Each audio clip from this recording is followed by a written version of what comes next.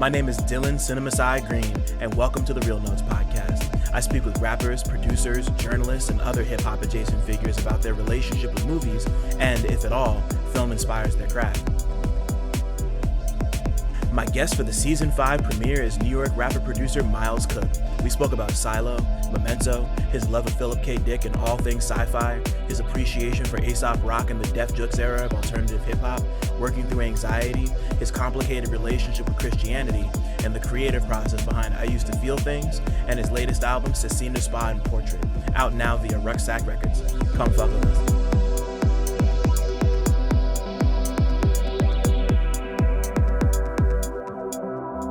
What's cracking, everybody? Welcome back to damn, it's really been a month since I've been on this shit. Wow. I'm like kind of out of practice, but what's cracking? Welcome back. School's back in session. Real Notes is back out in the world. It's been a pretty hectic month, but I'm just happy to be back doing this thing that I had forgotten how much this grounds me. It's like a nice scheduled thing that I can get used to, and just like I look forward to doing these every week. So like thanks to everyone who's been supporting. If this is, I'm recording this beforehand, but if you're somebody listening to this who was at the Real Talk I did with Sifu, thank y'all so much for coming to that. Like, I can't believe we did one of those in a fucking movie theater. I'm still kind of geeked. Like talking from the past, having not done it yet, I'm still kind of geeked. But anyway, I'm happy to be back, happy to be home. My name's CineMasai, Dylan Green. Got a lot of names, do a lot of shit. Outside, inside, all sides, everywhere. But enough about me. I've enough about me. Today we're here to talk to somebody very, very special who I've been privy to since probably about, I want to say like 2022, 2023, around the time he was dropping shit on We Are the Karma Kids. Shout out to the Karma Kids and Head Trip and there's like a million of y'all. Shout out to all the Karma Kids. Y'all know who you are. But yeah, like that was around the time I first heard our season premiere guest, and he just put out this really great record on Rucksack called CineMasai and Portrait. Really beautiful, gorgeous, dingy, anxious, really incredibly well wrapped project that like I've just been sitting with a ton for the last couple weeks, even a little bit longer than that since you sent it to me a while beforehand. But like we got the God Miles Cooke in the building. Long time coming. Been happy to. Oh, and also I'm so sorry, I forgot. We're doing video now, so y'all like if you're a patron, you're watching this happen in front of your face. So peace, hi, it's what I look like. But anyway, Miles, thank you so much for being here. Thank you so much for being here.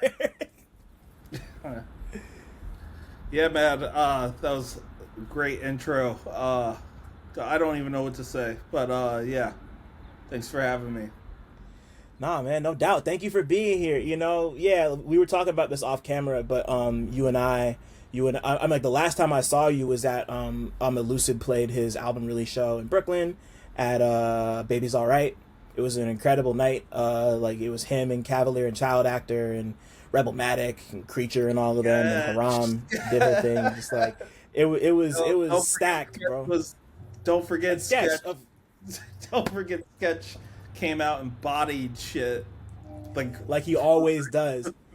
He did my favorite song from Left Nothing for This Win Back. He did Up to Speed, which is like I still like Up to Speed is just like I still can't wrap my head around what he did and what Markey did with the beat. Jeff Markey, like just I don't know. Sketch is a machine. He's I know he's a huge influence on you and like a big y'all kind of confide in each other, so it made me happy to watch you watch him, you know, like that was half the fun for me that night.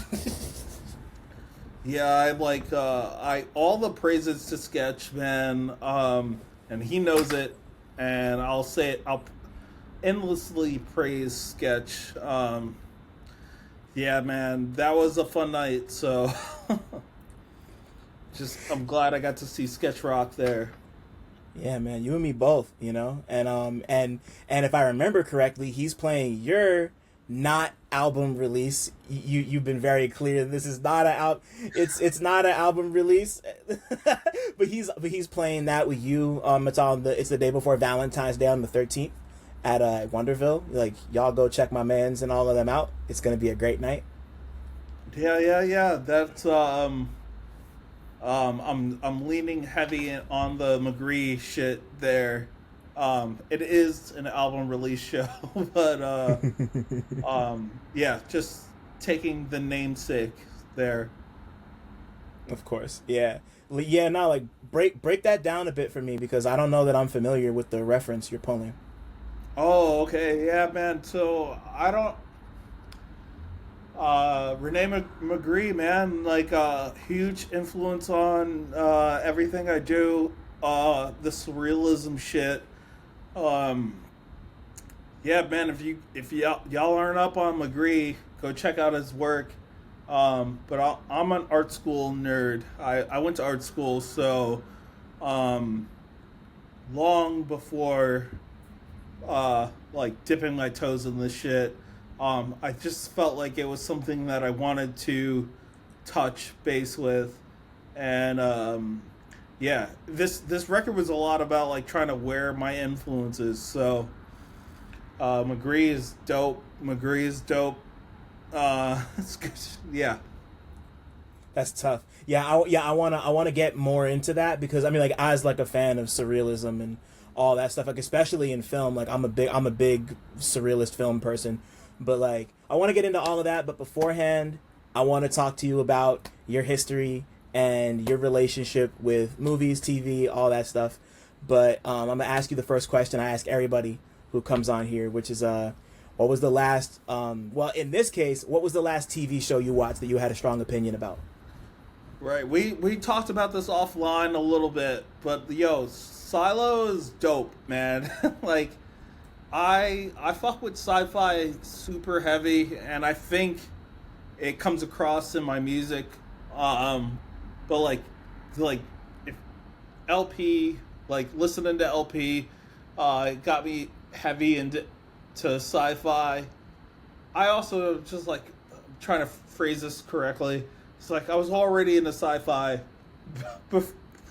previously to LP, but yeah, man, Silo is my shit right now. That's like, yeah. So, sorry, I didn't mean to cut you off. No. Go. You're good. You're good. So I mean, like, I've only seen a couple episodes. I know Common's in it, and anytime Common's in anything I watch, I just like, I don't know. I always laugh about it. I think about Resurrection, and I think about Universal Mind Control, and I think about him and John Wick shooting each other in the crowded subway, and then I get distracted. But talk to me about Silo. Tell me what it's about and how you feel about it. All right. Well, let's address Common being in this show real quick. Bro, just do better, my guy. Like, yo, like, get the bag, like, whatever, but, like, come on. Come on, man. Terrible actor. Oh, no, damn. So outshined by everyone else in the cast, and, like, it pains me to say that, but, like, yeah. Silo is dope, though, man. It's, like, it's some real, like, just the raw, unequivocal, like, how do I want to put it? Like, dystopian, like, end of the world type shit. It's like it's hitting all the points that I fuck with. So, it's easier for me to be like, yo, just go check it out. Just go check it out. Like, you should watch it. I'm not gonna do a good job of explaining it. Felt. Yeah, I mean, you know, like, much respect on that. It's like some you know, like, sometimes you just watch stuff and it's just like it can just kind of go beyond words what it does to you, you know? Like, like, it's not exactly no, I guess it's not sci-fi period, but I think the most recent experience I had with some form of media like that was I saw Presence not too long ago, the Steven Soderbergh movie that just dropped. Mm-hmm. For anybody who doesn't know, it's a ghost story, kinda. It's like this family moves into this house. They move into this, like, really beautiful, like, middle class house. The mom works on Wall Street and has some sort of like crypto scam shit going on. I don't really know. But long story short, there's like they never call it a ghost, it's a presence. There's a presence in the house that like one of the daughters can feel because she just lost a friend to a drug overdose, and like the whole movie is told from the ghost, the presence's perspective. And it's the camera's manned by the director Steven Soderbergh. He did the cinematography, and he's like holding the camera on a rig and like chasing all the actors around, and like he's the presence is like watching the movie unfold. Like everything's kind of like hovering, and it's not like your traditional shot reverse shot like static camera type thing. It's like Soderbergh is basically playing the presence in the movie. And I saw it for the second time last night, just as like because I could tell like this is like a movie you watch a second time and like take it in that way, just like to see all the pointers and everything, and like that, like I had a hard time putting into words how that movie made me feel. It was like very like deeply emotional stuff, especially at the end, like it really just it just like shocked, like outside of the technical aspect, like it's just a really really well realized, deeply emotional experience that they're advertising it as this like kind of schlocky, like, oh, I'm the wacky ghost running around the house chasing, like they're advertising it as a completely different thing, and it's just not that. Like it's much more visceral, more intimate, like quieter, slower, but just like really powerful, soulful stuff that I wasn't expecting to like as much as I did. So like there's more to be said about it, but like I get it in the sense that like Silo kind of, it's just a thing that you kind of take in and watch, and is like it can just be that. Yeah, I have a laundry list of movies I'm trying to get on under the belt. There's so much shit to take in right now. But it's like if I'm keeping to the stack, it's like I watched Dune like 100 times. like I've been waiting for this version of Dune to come out. I know we're gonna get Messiah, so yeah, man. I'm on that sci-fi shit forever right now. So there's so much stuff I want to there's so much stuff I want to watch. I'm dropping the ball. I'm dropping the ball. No, man. It's all there. It's not going nowhere. What I mean, like before we go way back and do like your history, what's like if you had to pick a sci-fi movie that you're really in, that like you're hyped to see that you haven't seen yet, like what's the number one thing on your list that you're trying to hit? Oh man, bro, I can't even tell you. Like I am like I don't know if Nolan's gonna do sci-fi next. I think he's doing Odyssey, right? Yeah, I'm pretty sure Odyssey's coming next. Doing the Odyssey edition. I think that's pretty high up on the list for me. Yeah, man. It's tough. It's a struggle. There's a lot of sci-fi I want to see get made that isn't on the table. So that's why it's like it makes it difficult to answer that question.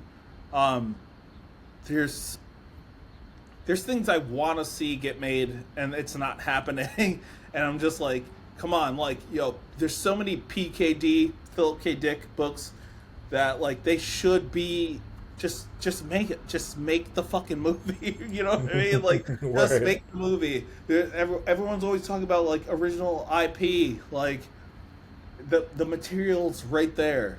Like what are we doing? Yeah, I mean, like think. No, go ahead.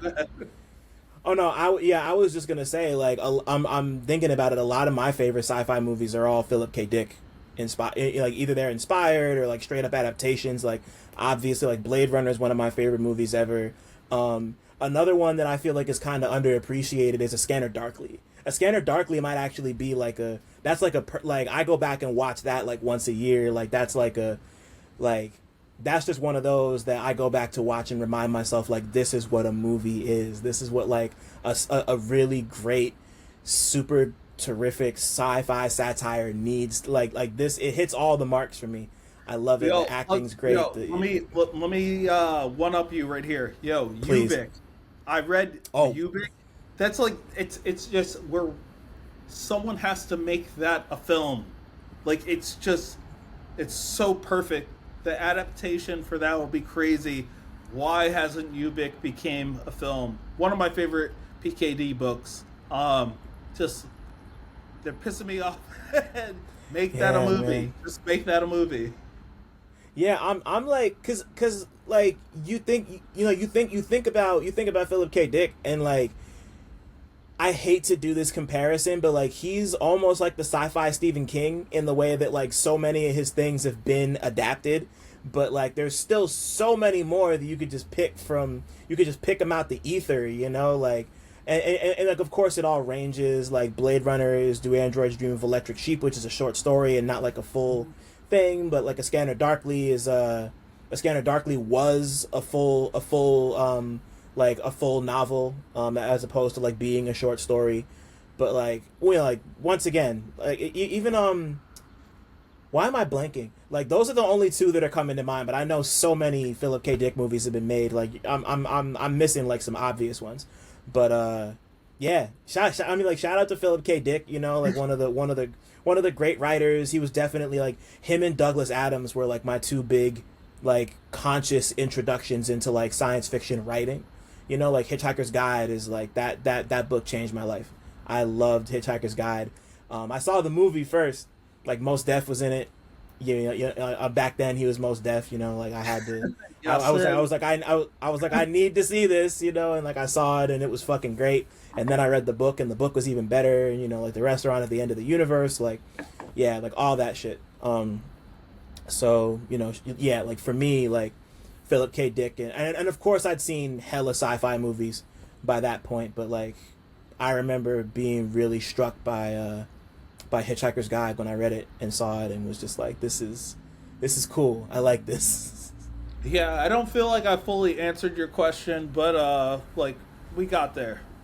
Yeah, nah. But now we get to the fun part, which is digging through early history. So I want to take it all the way back.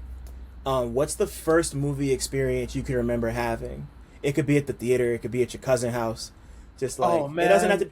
Yeah. No, please. I got you. It's Memento. I like when you reached out and I was like, yo, how do I find a way to bring this up? Memento was like, yo, that shit hit me different, bro.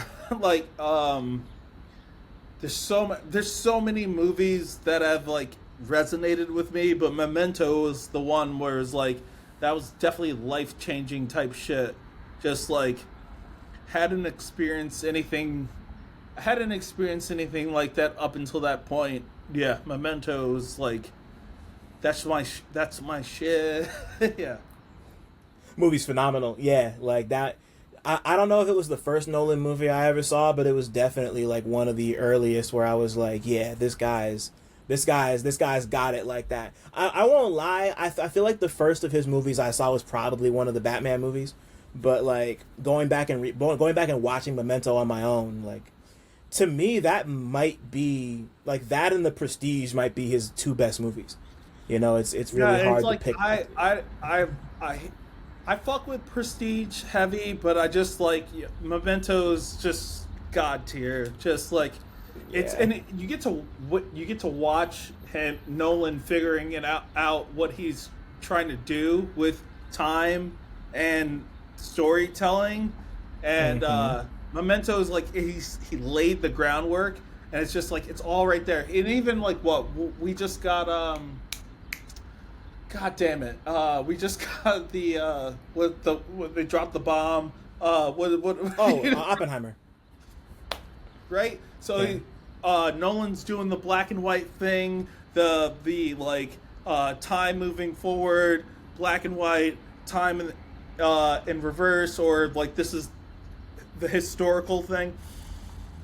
No. He already like he set a tone with Memento that like it's always fun to go back to that movie. Yeah, and like it's so funny because like fun isn't a word I would use to describe Memento. Just because of what it's like. Once again like a very emotionally intense, like really kind of fucked up movie in a lot of ways. But you know, it's for anybody who doesn't know, if you haven't seen Memento, go watch it. It's a movie about a man who can't form long-term memories. So like every day he wakes up anew, and he's like he's solving. I'm trying not to spoil it. He's solving a murder mystery, but because he can't make new memories, he has to like write. He has to like write shit all over his body, like messages for himself, like look in the mirror, do this, that, and the third. So like he's trying to solve this mystery and like go about his life, but he can't make the memories. And on top of that, the movie is told out of order. I don't even think it's told strictly back to front. It's just like completely jumbled like a puzzle. So like you have to like form the movie in your head. It's like really heady, high concept stuff. Around, and like this is like early in Nolan's career too. Like he of course early Nolan. Yeah, no, it predates all the Batman movies. It predates The Prestige. It predates Inception. It predates like even what's the fucking movie I'm thinking of? I don't know. It wasn't his first movie, but it was definitely one of his like early ones. And yeah, like Miles said it, you know, like it's like all the stuff that makes his movies great is just there, you know? Like it's like every once in a while I watch it and I'm like, "Oh, this is a perfect movie." You know, like it just kind of works. It's the best version of exactly what it's trying to be. And that's, you know, like you can't really go wrong with stuff like that. And it's like, and it's weird because I have a lot of feelings about Nolan's filmography post, I don't know, like I guess The Prestige. Like not everything hits for me the way it should. Like I really didn't like Tenet. I know a lot of people love Tenet. I wasn't. I'm sorry. I'm sorry. I'm sorry. No, I'm sorry. Oh, wait, hold up, yo. We're gonna have to talk about that. Yeah. Let's do it. What is your beef with Tenet, bro? I just like. So like. Okay, so my whole thing with Tenet, you could tell that this is the point where Christopher Nolan wanted to like deconstruct everything about his movies. Like he really wanted to like, it's so stripped down to the bare essentials. The main character is literally called the protagonist. Oh like, God, yeah, okay, all right, let me backpedal. Yeah, you're right. But like, like to me, like that's not even a criticism. Like that's just me like stating what the movie is. But I don't know. For me, like I watched it and I don't know. I was just like kind of bored the whole time, which is crazy because I love the backwards. I love the backwards time gimmick. Like it's like a hyper literal version of time travel. Like it's interesting, but like I don't know. Like I think it was just like a little too stripped back and a little too minimalist and too like there's a critic I know who put it where it's like somebody wrote like a parody script for a Nolan movie and took all the jokes out. You know, like, and like hearing that, I'm like, I can't unsee that because it really does feel like it's like a joke with no punchline in a lot of ways. But I need to give it some grace. My whole thing with Tenet was we don't get original IP enough. So I overlooked so much shit that I took issue with this film. You're right. I agree with you so much. But like it's like you have to let these movies happen so we can get more shit that's dope, right? You see what I'm saying? 100%. Like 100%. I overlooked so many things I had an issue with that film just to be like, yo, so let Hollywood give big budget so they can keep making movies like this. Like you gotta give Nolan it's a pass. It's a give me. Like it is. It's also just kind of dope in its own right. It misses the mark in a few spots, but it's just like I also just like I'm trying to root for John David Washington too. Like, not I the get it. greatest actor, like, but I'm rooting for him. You know what I'm saying? Like, big shoes to Yeah. fill. You know what I'm saying? There's a lot. There's a lot of reasons that I'm like I'm going. I have to like this movie. You know? Yeah. I get it. I get it. Like, and yeah, like it's not like I'm not gonna say that like I don't think it should have been made or that it was terrible. I just like I watched it and was like, this isn't for me. I get what it's trying to go for, and I appreciate the technical aspect of it. And once again, like the time travel, like reverse time shit looks really fucking cool. Like seeing somebody have like a reverse fight is cool as fuck. Like like I'm not gonna say that that wasn't good. I just like it's not a No, like they even like they don't even keep consistency in their own in the film because if you've watched it as many times as I have, it actually doesn't make sense when you see the reverse fight. You're just like nah, chill. But again, I'm just like I want to overlook it. I'm overlooking it. I need more dope sci-fi films like that, and there's yeah. not enough of them happening. So yeah, I got very hype initially, but yeah, no, Nolan missed the mark there for me. But I'm overlooking a lot of the things I took issue with that film, just so I was like I want more original ideas there. So yeah, that's like Yeah, 100. there's so many things I'll give a pass for just to get more original IP. Yeah, I'm with you 100%. That's how you know that that's how you make an audience for that kind of thing and like let them know like, hey, like if we do something that's not this but kind of like it, like I mean this isn't the same. It's not on the same level, but there's this. It's from like maybe almost 10 years ago. It's this sci-fi film called Cold Souls with Paul Giamatti. You ever hear of it? I don't think I've seen it. So I don't like think I've seen it. I stumbled across the trailer years ago. All I can say about it is it's a movie about. So like Paul Giamatti is he's like he's an actor or like an acting coach or something, and like there's this experimental procedure where you can have your soul removed from your body, and like it's supposed to change your life and like change your whole like person, or not even your personality, but just like your aura shifts, for lack of a better word. Like it's supposed to make you feel lighter and whatever. Like, but like he gets his soul removed, and it just like changes him up to the point where he's like, I hate this. I need my soul back.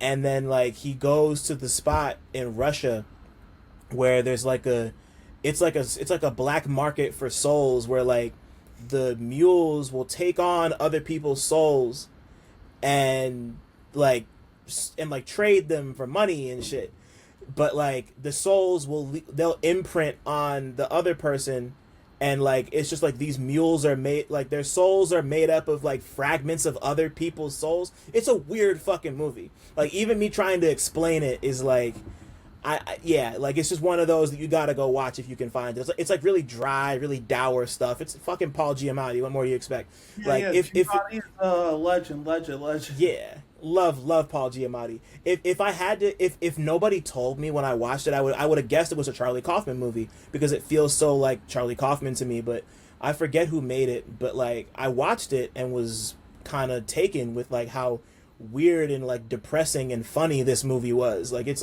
very good. It's just like weird and slight and like stuff like that. I like it's so off the beaten path and so strange that it made me happy that somebody like Giamatti was like, I want to do this. Like like you, I'm always like, even if I don't like, even if I don't like Tenet, like you said, I'm happy that hella people went to go see, even though like it was released at a weird time. It was during the peak of COVID. Peak COVID. Yeah, and like yeah, this like dude is going like, yo, the only way to watch this film is in theaters. It's like, yo, come on, man. I love you as a director. It's just not a good time for you to be talking come on, man. It was not the time at all, at all. It was, man. yeah. I mean, Yeah, like not the greatest look. Not the greatest yeah, look. That's another thing I guess I'll just have to overlook come on, man, Yeah. don't do me like that, bro. Nah, maybe yeah. It was a weird time. That's why I want to go back and watch it again because I didn't see it in theaters. I saw it at home, but like it was that was a weird time when he was just like, you need to go see this or else you're responsible for movies dying. It was a weird fucking time. As you get older and you start to develop your own taste, refine your palate, like develop you, like were there any other movies besides Memento that really I like to think of these as like capital M movies, like stuff that really stuck out to you in like an artistic or emotional or spirit, just something that was like stopped you in your tracks, like this is a movie type shit. Yeah, man. I don't know. Like, there was a point in my life where I was like heavy on getting up to speed on films. I think Cronenberg really shook shit up for me as well. God, yeah. Like Existence is like it's not, it's funny to bring that one up. I think obviously it was like you'd be like Naked Lunch, right? Like that would be the one where people, if you're the film nerd, whatever, right? Naked Lunch would be the go-to. But Existence was like my Inception before Inception, like. Please tell me more about that. Like, please. Okay, well, no. I mean, it's all right there, right? So, like, let me present this the best way possible because you're asking me something that I want to address. It goes like talking about like the nature of reality and like being unsure of what's real, right? Existence fucking he already did, and he already did it, right? And like that movie gets looked at as, or it doesn't get looked at all, but dope. It was dope. It's like, yo, am I here right now? Am I who I am? Who am I? Like, it's like that shit is like that's my influence. That's my shit. That's the type of conversation I'm always trying to have. Like, what is reality? How do I know I'm here right now? And yeah. Cronenberg, Cronenberg was early influence on that type of shit. That's amazing. So I mean, like, I love that you brought up Existence because, like you said, nobody talks about Existence, and that to me, it's not my favorite of his, but it's like up there in terms of favorites. Like the first time I saw Existence, I was, I was thinking to myself, like, this is, like, it's not like I had the idea, but it just, like, it resonated with me immediately, like, as a gamer, as, like, somebody who was into, I was already pretty deep into the body horror stuff at that point, but, like, it's just, that movie is the perfect balance of silly and serious, because all his other stuff is, like, really, really serious. And then there'll be like the occasional, like, I think about like Scanners a lot, like, of course, like the one moment everyone knows from Scanners is the dude who gets his head blown up and it's like super duper fake and it's like silly, but then like the rest of the movie is just this like serious, like big pharma conspiracy shit about like telekinetic super soldiers, like, and then Jeremy Irons and Son go back and forth. Anyway, Existence is just like, it's this like organic game console that you plug in through like an umbilical cord into the back, and like Jennifer Jason Leigh and Jude Law are just like these. Like Jennifer Jason Leigh designed the game. Jude Law, man, like rare early Jude Law before it was like really popping like that. I think this predates what's the name of the movie? Oh God, you're gonna kill. Come on. The one where they're doing all the philosophical shit. Jesus Christ, man, this pained me. You know what I'm talking about? Probably. Where he's like hitting him with the balloon, all that. You know what it's? Oh my God! Hitting him with the balloon. No, I'm just gonna look it up. This is actually pissing me off. I cannot believe I'm not remembering the name of this movie. No, I get it. I'm gonna feel stupid when you say the name too. Yeah, I'm gonna feel stupid immediately. But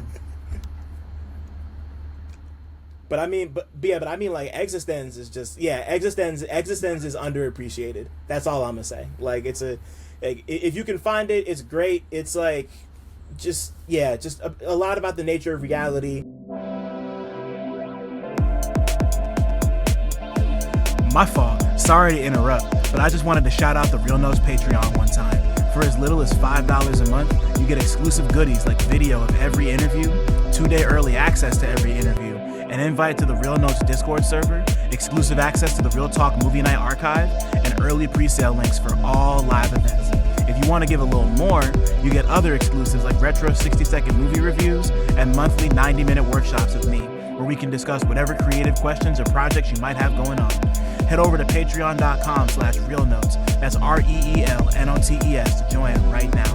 I repeat, all videos will only be available on the Patreon. Thanks for listening. Shout out to my patrons. Now let's get back to talking. A lot about, like, the nature of just, like, business and capitalism in the games industry, and you know, it's like a little much, but it's so much fun. I love watching that movie. It's great. Yeah, that's like, it's still relevant today too. It's like, it's dope that happened when it did. It's, oh my god, it's I Heart Huckabees, bro. I Heart Huckabees. Damn. Okay. Yeah.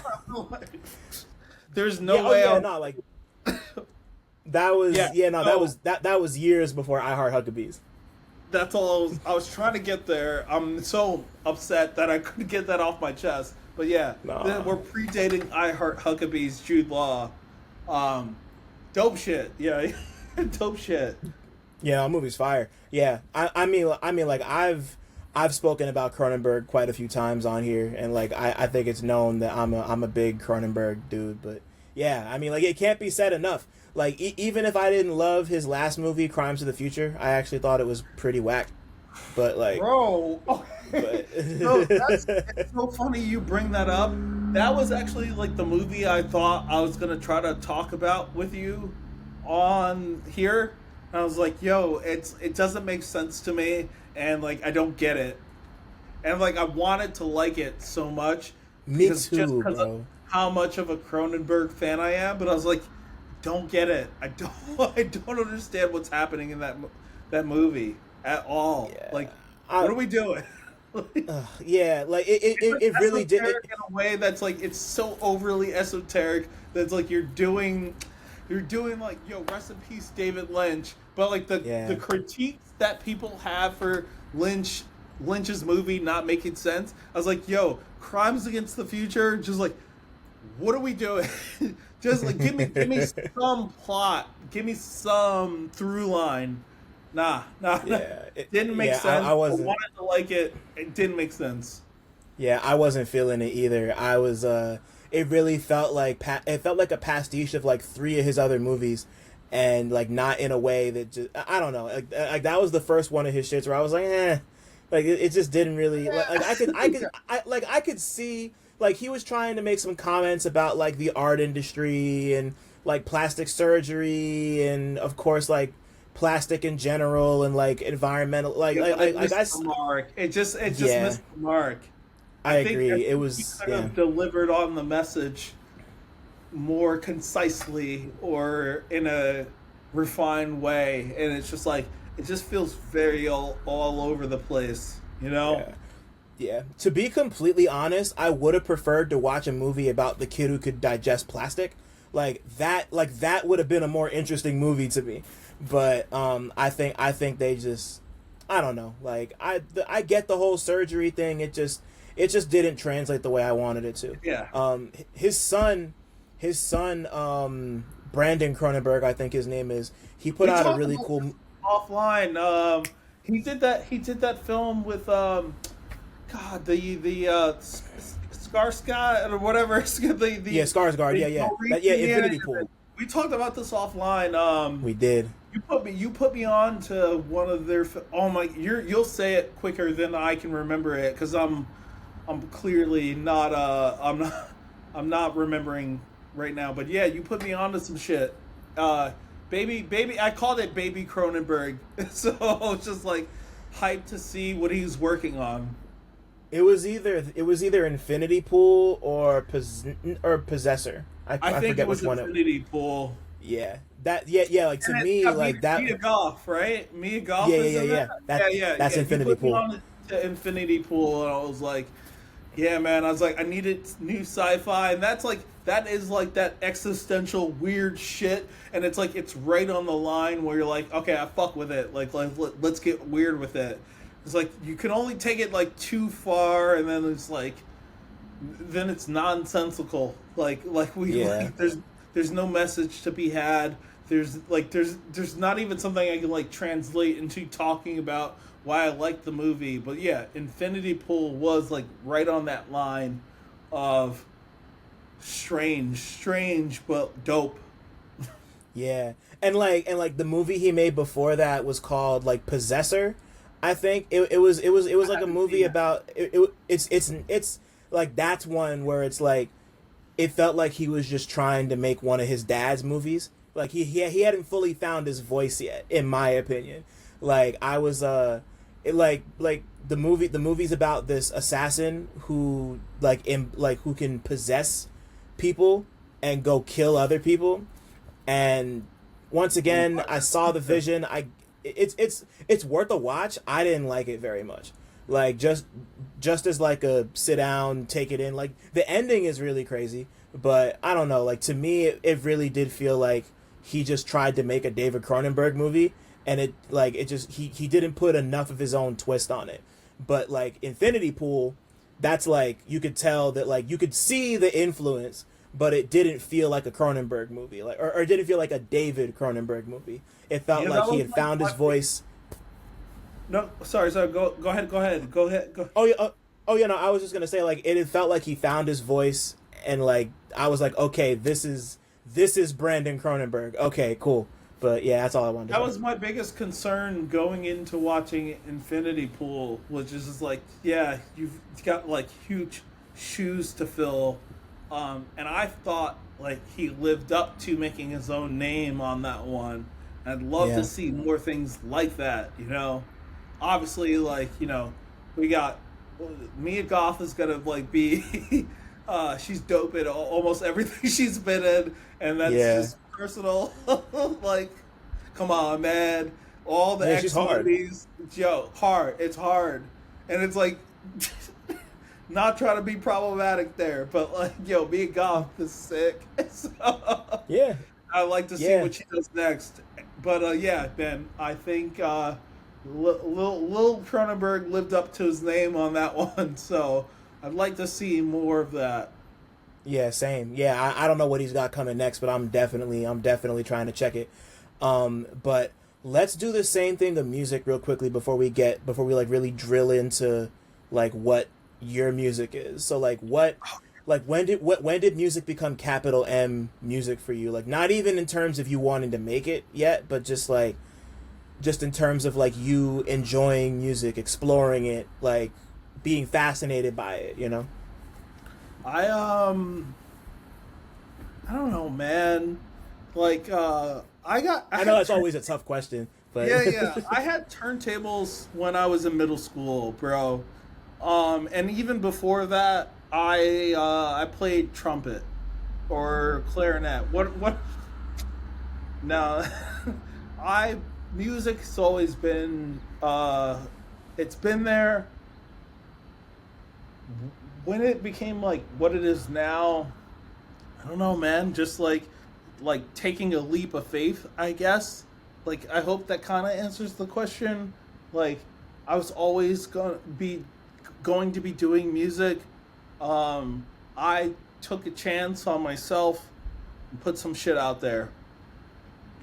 I would have just as easily kept doing what I was doing already, which is like I've been creating stuff for years. So right. I don't know if that answers the question, but like I hope try to get there. I think a more specific way to get at it would be like, I mean, we talked off camera about how like, I mean, like, you're wearing an Aesop Rock hoodie right now, you know, when we talked a bit about Ace, we talked a bit about how like LP's early stuff, like post Company Flow, was an influence on you. And I know that you've spoken at length, at least like online, about how like much of an influence Aesop is on you. So like I wanna focus on that specifically. So like talk to me about like what Ace means to you. Oh man, it was like I remember listening to Ace and people being like confused about why he was dope, and that was what made it dope to me. Just going like, I don't understand everything he's saying, but I'm gonna take the time to figure it out, right? And that was like kind of the impetus, if you will, for where I come from creatively. Rocking the hoodie, you know what I'm saying? Like Ace is always like, come on. It's like, I think people still sleep on Ace, bro. Like I think they still don't get it, and I'm like, cool, don't get it, don't understand it. That's almost half the like.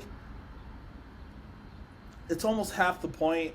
It's not the point. It's more just like you don't have to get it. Just like understand he's super dope.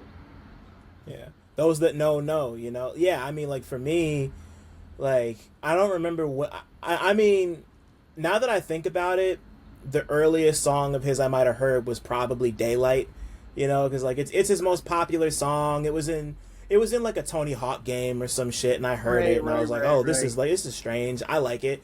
And then I went and found his stuff. I heard, I think the first full album of his I heard was either Labor Days or None Shall Pass. I can't remember which one. Yeah, but yeah. like, I mean, like I'm just like that and Bazooka Tooth, like, and just like I don't know, like even like the Rhyme Sayers stuff. Like I love the Impossible Kid. Big fan of that album. I actually, this is gonna sound crazy. I don't think I've listened to his last like 3. The last album of his I heard was Garbology, the Blockhead album. But but I still haven't heard Integrated Tech Solutions. I haven't heard Spirit World Field Guide, and there's one other in that crop that I still haven't heard. I also love Malibu Ken, the Tobacco. I'm the one with the guy from Black Mall Super Rainbow. I love Malibu Ken. I think that album's great, super fire. Yeah, God, he's huge influence. Man, sorry, I'm at a loss for words, and I had already like kind of like got on the line with you and let you know it's like this is gonna be difficult for me, but Ace, like I can't express enough how much Ace means to me as an artist and an influence. And I hope to show him the proper love. I'm probably not doing it right now, but one of these days I'm going to make sure I like show the proper love and influence. But I hope it is all there in the music. I hope it gets translated in what I'm doing. So. Yeah, it's difficult for me to speak about it, but yeah, Ace is God, yeah, huge influence, Ace, man. Yeah, I yeah, like I feel you. It's just like, you know, like it goes beyond just him having this like crazy big vocabulary and just it's just like, I don't know, just like the way he puts words together, the way he flows, the shit he chooses to rap over, like. And just like even seeing him come into his own as a producer, like around the Skeleton era, like hearing the stuff that I don't know, man. It's just like I also have a. You dropped Skeleton, yeah, man. Yeah, that was yeah, yo, that's a slept on record, bro. Skeleton is like he did a lot of self producing on that, also just snapping on that record and just like. It's easy to overlook it, and I'm glad he's still making music. Yeah, me too. Yeah, like I said, at some point I'm gonna get to the other ones. I just haven't. I just, you know, they just kind of got past me. But, you know, I mean, like I said this. I don't want to get too far ahead because I don't want to. There's a couple other things I wanted to ask, but like I was telling you off camera, like listening to Zugzwang from CineMasai and Portrait, like to me, when I wrote about it for Hearing Things, one of the first notes I wrote was like, this reminds me of Labor Days era Aesop Rock. Like that was like the first thing. That was the first thought I had. I was like, this is like very like you know, like I can imagine that era of Aesop Rock living in the apartment building you're talking about on that song. You know, like not even him being a character, but just him being like a neighbor who's just like in the building somewhere. You know, like while you and the super are having your argument. You know, like yeah, like that song gave me that. And like then like there's plenty of other. Once again, I don't want to get too ahead of myself because I want to like really dig into that project. But no, we're chopping like, up. We're chopping up. Yeah, no, like since we're talking about Ace, like that's just it's all there to me. But before we get there, where did my brain just go? Oh, okay, I remember now. So you said that you've always wanted to do music, like you knew that this was what you wanted to do. You where did you go to school? Because I know you said you went to art school. You're an art school nerd, as you said. Like, what was where did you go to school? What were you doing there?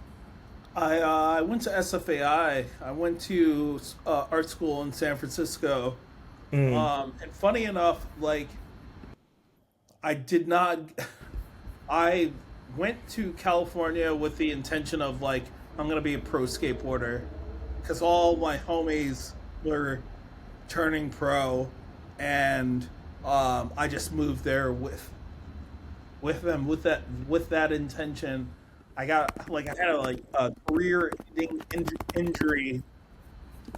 Kind of like, yeah, that kind of doesn't have anything to do with the music shit. But yeah. What happened exactly? I tore a ligament around the ball of my foot, and this was around the time where it was like I was fully invested into professional skateboarding,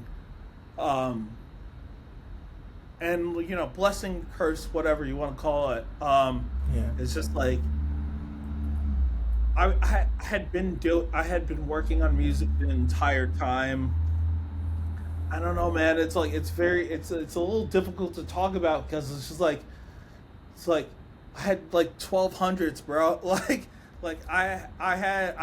I've got the records from childhood. I've got like the homie that like we were just like always making music. So it was always there, and it wasn't like I never wanted it to be more serious than just having fun making music. So, and I still don't want to treat it that way. It's important for me to like keep the fun, have fun with it. So, right. But it's just like, just been making music, always been making music. Sorry if I'm not answering the question correctly. No, but yeah, no, you're good. Just it's always been there. I just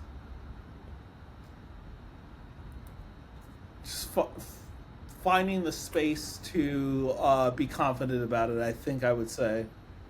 Right. So I mean, like, this is normally the time when I'd ask, when did music become more than just a hobby for you?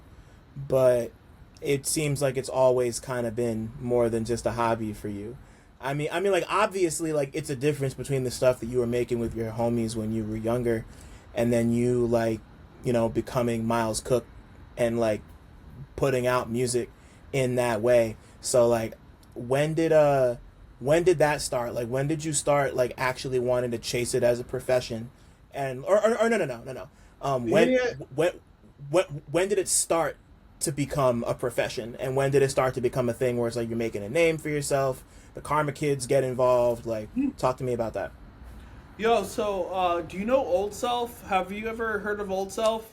I've heard of Old Self. Shout out to Old Self. We've never met, but right? Okay, we're mutuals on things. Yep. So yeah.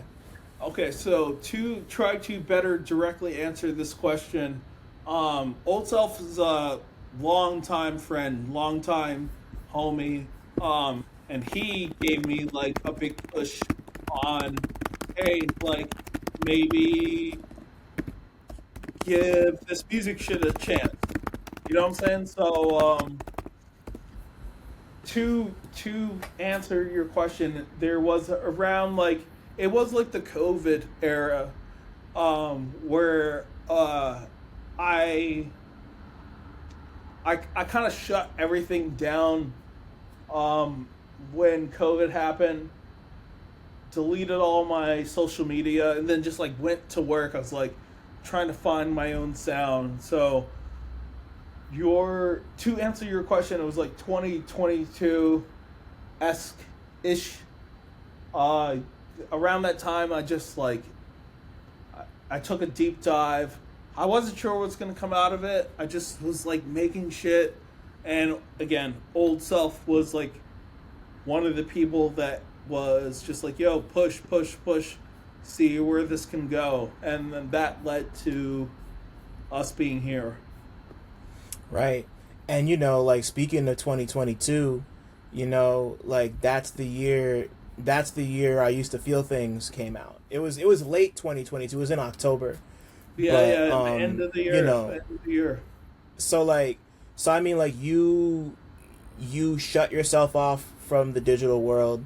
You go and kind of find yourself creatively as Miles Cook with the help of old self. And where did I Used to Feel Things come into that? Like, break down where that project came. I mean, like, you give so much of yourself in it, but like but so like it's not necessarily about like the content, but more just like when did you start putting that together and deciding that was an album that was like, this is the album I Used to Feel Things? I feel like I'm kind of low key reiterating here, but it was like taking a chance on myself, I guess. That album was so much being unapologetically myself, and this is something I'm like still kind of like low key struggling with as I continue to make music going forward, but it's like not being scared to just like, this is my voice, this is who I am, I'm speaking, I'm allowed to present myself to the world this way. That's that record. That record is me going like, don't stop being afraid to be who you are. Yeah.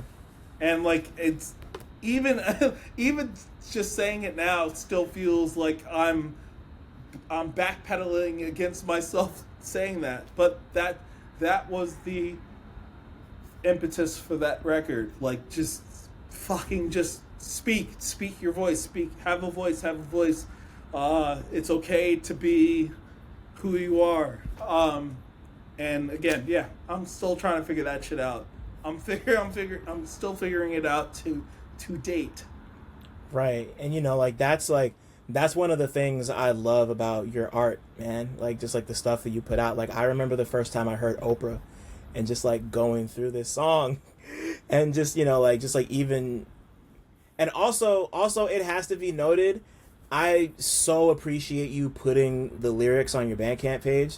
It, like, not only does it make my job easier, but it's just like, I like being able to read along with lyrics sometimes for like people who are like actually saying some shit, and you're like actually saying some shit. So I want to be able to like keep up and make sure that I don't, I don't miss, like, you're somebody. I'm not trying to mince words with you. I want to hear everything that I want to pick up everything you're putting down.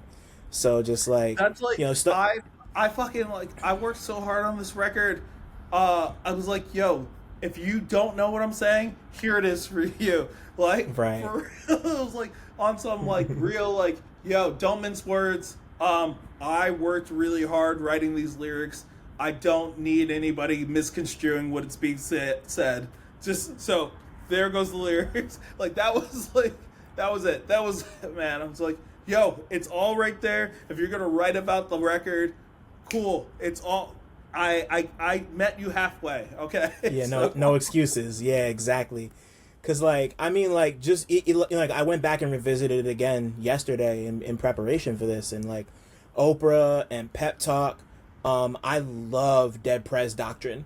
You know, like that's this one of my this is favorites, man. That's that beat. I can't believe I made that beat, bro. like allow me to say that. Yo, that beat's so dope. Like I'm allowed to say that about my own work, yo, man. yeah, That beat's bro. dope. Yeah. Yeah, I mean, like I don't know, man. Like there's just something like, you know, like having seen you perform quite a few times, and like hearing these songs and just like seeing you, like the thing, I think the thing I love so much about your style is like it's like very technically precise, and like you have this like you got this grit to your voice, like you know you like your rap voice is a little deeper than your regular speaking voice, but you're openly grappling with this level of anxiety and just this general like what is my place in the world, what have I done right, what have I done wrong, you know, like a lot of internal monologue, a lot of like it's a lot of coulda woulda shouldas on like both of these albums in ways that don't feel like, you know, like this is just you. I'm always taken aback by people brave enough to unpack themselves on a record, because like especially in the digital age, you're just like giving yourself to people. And like I, you know, like even just going back to Oprah for a second, just like you saying like like you don't have to explain how you did your friends dirty for it to hit when you say like I did my friends dirty. It's just like, you know, like and just like being in a position where you're dealing with whatever's going on in your head, and like how that can come down to just like having to, if not forgive yourself, at least kind of admit to yourself like, hey, whatever I was going through, I may or may not have fucked my people over.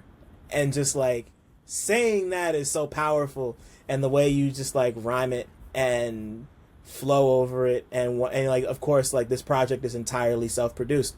So yeah, like it like like revisiting this, it was really like it was a cathartic experience for me, just like hearing you, like your stuff to me sometimes feels like I shouldn't be listening to it.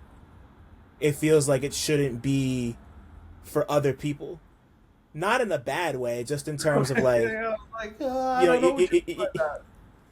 just in terms of like they like it's something that gets said about a lot of music now, but it's like diaristic in that way. Like it just feels very like you write this for you just to get it out of your body sometimes. Yeah. You know, like I mean, like obviously you want people to hear it, but it's so funny hearing that, because like that is, man, I've literally been struggling with this so much. It's like, and shout out Sketch, but I was talking to Sketch about this the other day. It's like he understands what it means to like be unapologetically yourself. I've been like grappling with that so much. So like you saying this, like, yeah, that record was, I used to feel things was 100% like I didn't think anyone was gonna hear it. I didn't care if anyone was gonna hear it, and that's why that record sounds like that. yeah. This record was like a little bit of me grappling with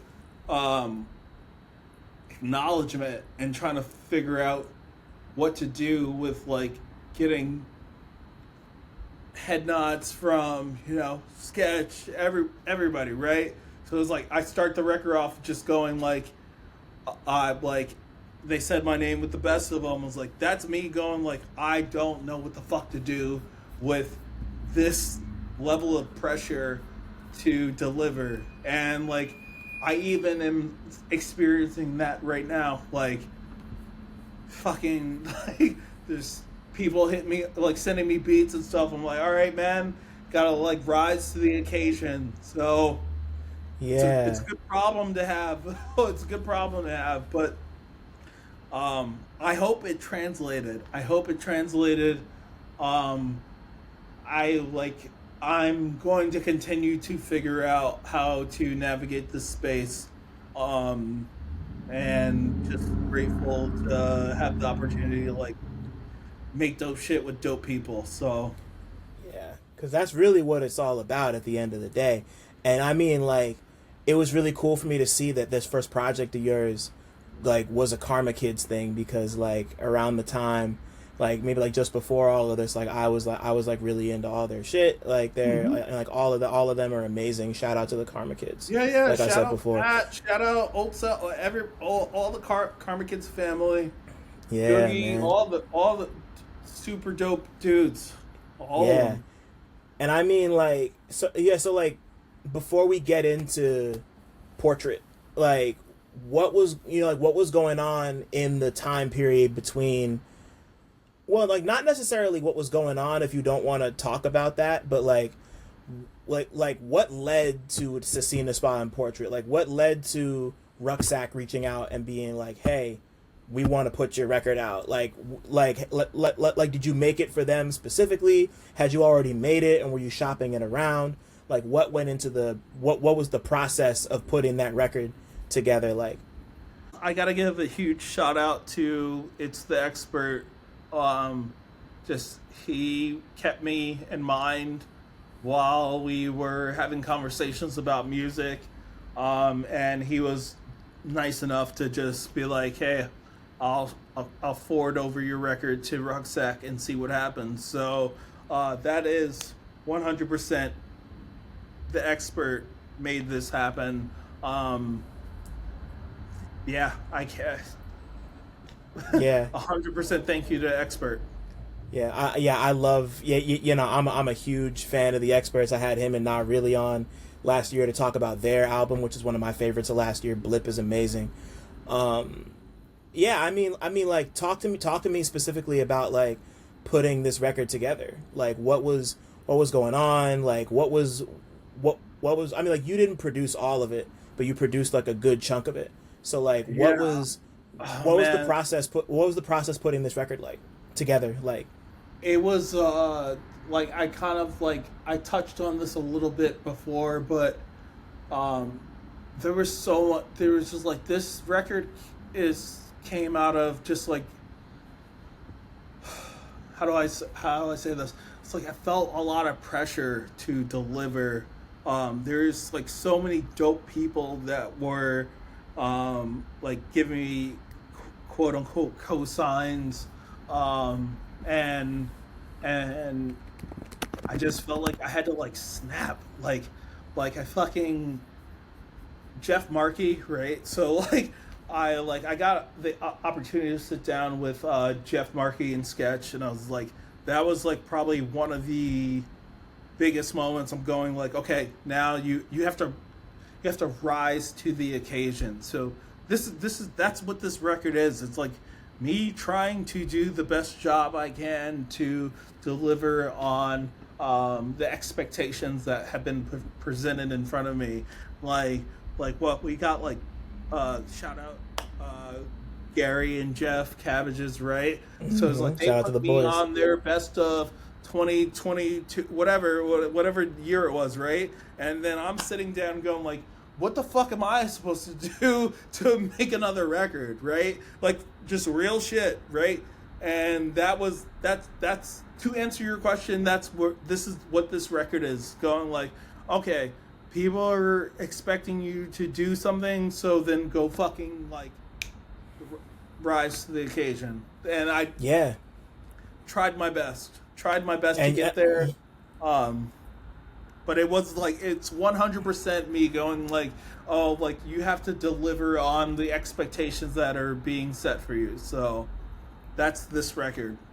right, and like I feel it, and like it's like you said before, like on Negus, the intro track here, like like the first couple bars are just like, I could have sworn I heard fate whisper, then along came the pressure. It's no great mystery. Said my name with the best. Like it's those lines. Yeah. Were, I wrote that with like I couldn't more clearly put that was like I'm so stressed the fuck out about making music, and I'm just like, okay, there we go. Like, how do I articulate that? Like, I'm under a lot of pressure, and just like go rap. So yeah, I started off the record like that because, like I'm saying, man, just trying to deliver on it.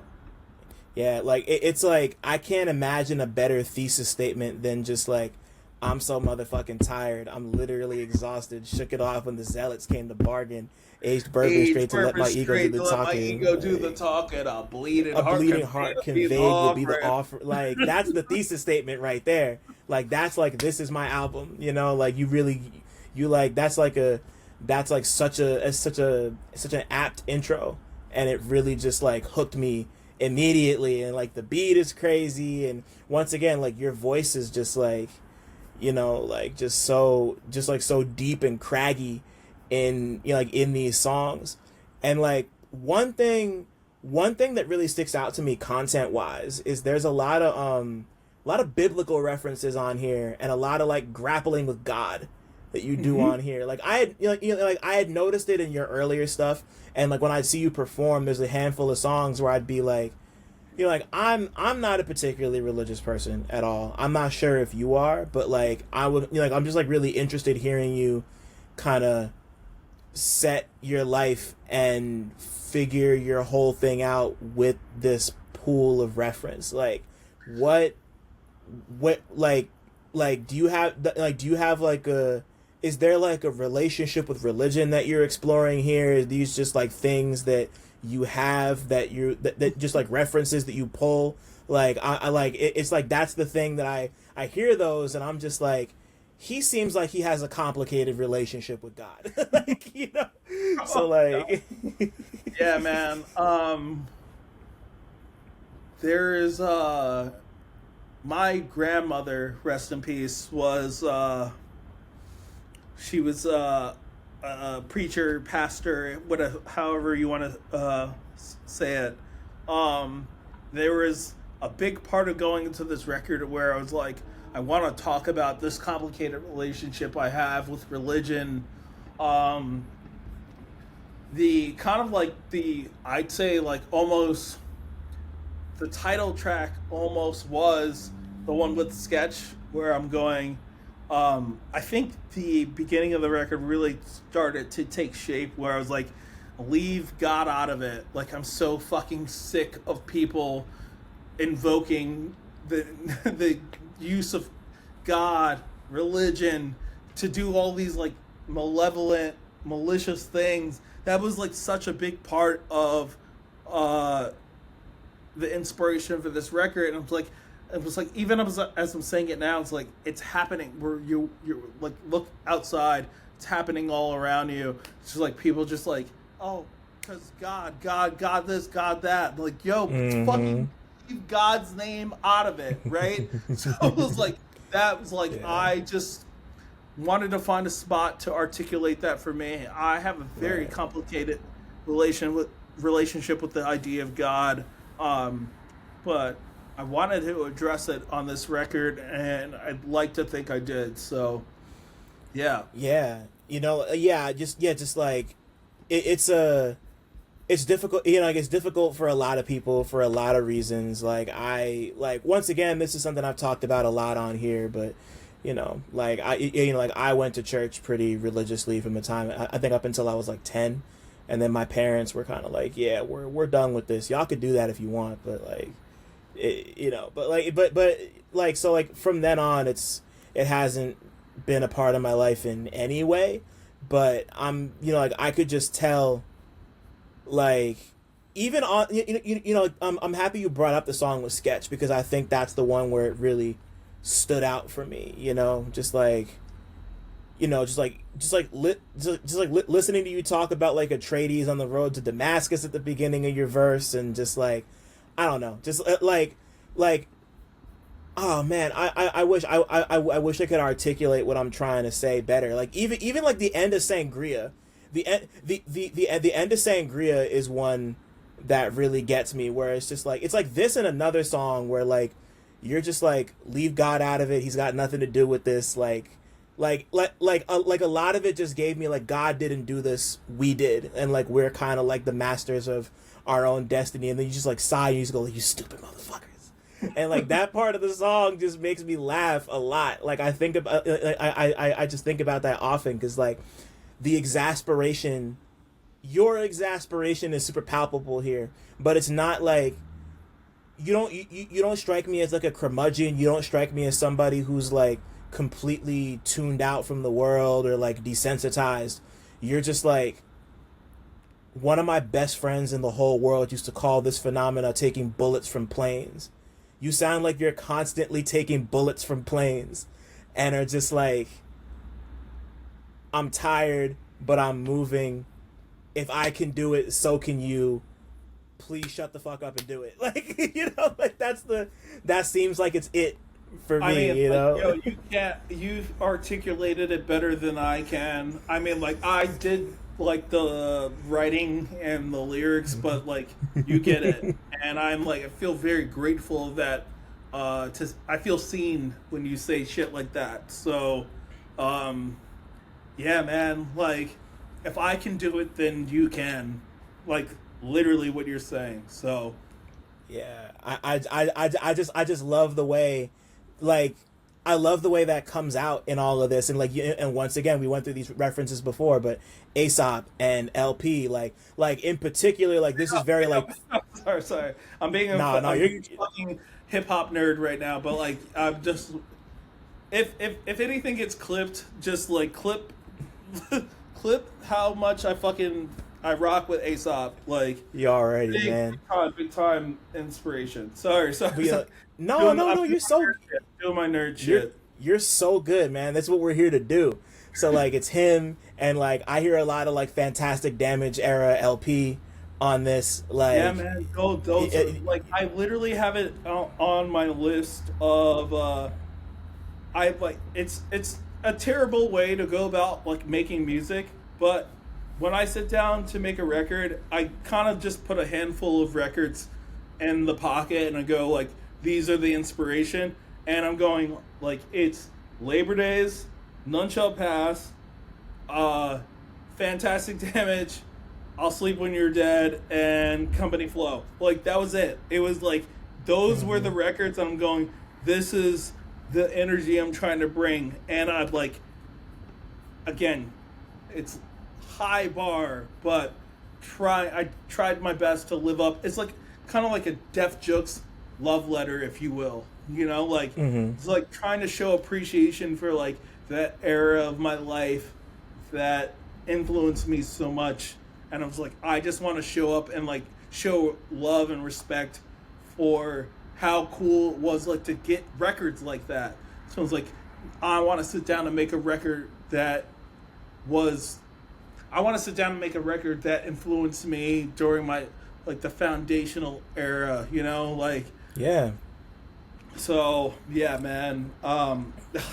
It's like it's dodgy like to talk about it like that because it's like it feels like giving myself too much credit, but I'm like I don't mean it in any other way than like I just wanted to pay homage to like records I love, and I hope like if Ace ever one day hears this record, I hope he understands how much I appreciate what he's done for me, you know, that type of shit, that type of energy. I'm like, I want to present it that way more than like giving myself too much credit. Yeah, no, I don't think you're giving I don't think you're giving yourself too much credit. Like it's, you know, like it's only natural to like we're kind of like we're like the sum of our influences, you know, and like I don't, you know, like this isn't the type of record that it doesn't feel derivative of any of the stuff you're talking about. Like you can see the influences, but it's not like you just made Labor Days again. You didn't just like remake Fantastic Damage. Like this is your, you know like it's your perspective. By the way, like, right? That's, like, of course, possible, right? Right, like LP.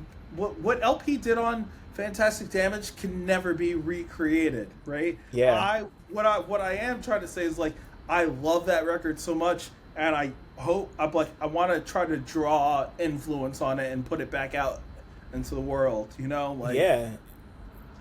and I feel it, you know, like as somebody who also really loves that era of LP's music in particular, like the post Def Jux stuff, like it's there. And once again, it's not like it feels like, oh, you just wanted to make fantastic damage. Like you have like your own voice, your own perspective. Like your beats don't sound anything like anything LP would like your stuff doesn't sound like it. None of the beats on here sound derivative at all. It's just really cool to see this record feels lived in. It feels like you ever I hope this doesn't come out the wrong way. You ever be walking around on a pair of shoes and then maybe after like 2 or 3 days you notice that there's like a pitch black piece of gum that's just been like collecting all the dust and all like the grime and bullshit off the street, and you notice it on your shoe and you're like, huh, and you just like I'm the type of person who sees that and I just think about like the world that exists on my foot because of this piece of gum. Like that's what CineMasai Portrait is to me. That's as high praise as I can accept, man. I hope, yeah, man. I can't express enough how much like it's gonna be in the weeds. It's gonna be the grit. It might be misunderstood. You might see it on the bottom of your shoe and not realize it was there the whole time, but then like, thank you. Yeah, man, you get it. So, no, man. Yeah. High praise. I appreciate that more than I can express right now. So, oh man, I got you. That's the thing that keeps me coming back to this record, and just like seeing you spar with Sketch, obviously, and seeing you go in over a Roper Williams beat. You know, like shout out to my boys there. You know, like Roper Williams, amazing always. Jeff Markey, fucking Markey, you know, like yo, shout out Jeff Markey. Shout out Sketch already knows if he hears this, but like Sketch knows like the amount of love and respect I have for his craft is unprecedented. I just like that's one more thing I'll say here is like working on this record was like meeting Sketch is like you can't listen to Sketch rap and then not push yourself to be a better rapper.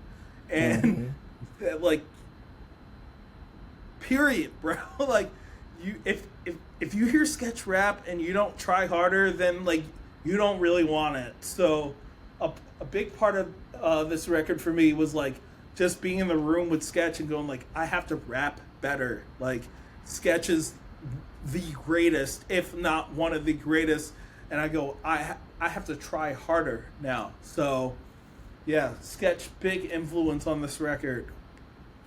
Yeah, man. I mean, like, yeah, like what more else is there to say? Like, if you've ever seen him perform, or especially if you've seen him perform, but like he's just, I don't know, like he's every time I see him perform, I'll never forget one of the first times he did the thing he always does, where he's just like, if I mess up any of the words, I got to do a freestyle at the end, and like. He did that at his album release a couple years back. The Public Works show, right? Yeah, right. Yeah. That show, yeah, and that show was on my birthday, so that was a pretty special show. I was really happy to be out there that night, but like, yeah, I mean, like, so legendary. He's just crazy with it. Him and the Tomorrow Kings, like, yeah, like that's like royalty. You know, like y'all don't like people like he bartends, and I'm just like, y'all don't know that you're like being served a drink by one of like the greatest living rappers. Like that shit is crazy to me, you know. Yeah, I'm like, but, I'm getting this on wax, if you will, Sketch. Best, you're so good. Thank you for inspiring me. Just got to get that out there in the world.